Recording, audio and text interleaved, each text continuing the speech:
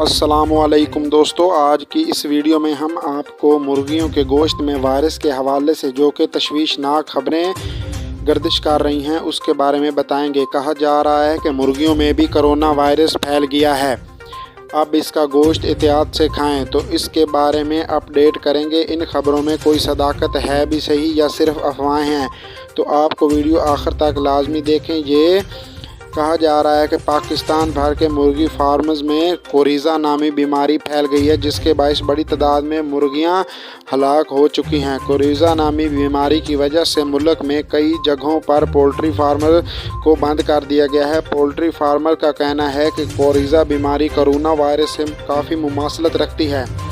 हमारी मुर्गियों को नज़ला, ज़ुकाम, बुखार और सांस लेने में दुश्वारी होती है। मज़ीद पोल्ट्री फार्मर का कहना था कि मार्केट में जो सप्लाई शुदा मुर्गियां हैं, इन बीमारी से पाक होने की कोई ज़मानत हम नहीं दे सकते।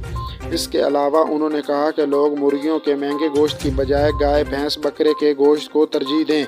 दूसरी जानब पोल्ट्री फार्म एसोसिएशन के सदर अब्दुल मरूफ ने कहा कि कोरीज़ा बीमारी मुर्गियों में नहीं है और इसकी उन्होंने वाज़ेह तौर पर तस्दीक की। कहा कि इस बीमारी को मुर्गियों में ना ही पाया गया है और ना ही ये कोई ऐसी बीमारी है। तो अगर वीडियो अच्छी लगे तो हमारी वीडियो को लाइक और शेयर करें और चैनल को सब्सक्राइब करें। शुक्रिया।